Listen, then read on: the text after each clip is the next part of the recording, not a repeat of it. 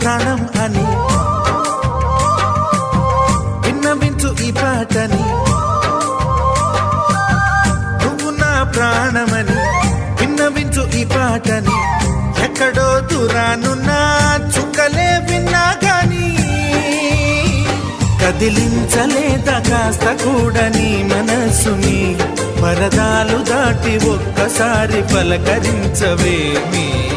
అందరినీ ఇలా వెంటపడి అడగాల సరదాగా నువ్వే ఎదురైతే సరిపోదా. నిద్రపోతున్న రాత్రి నడిగా,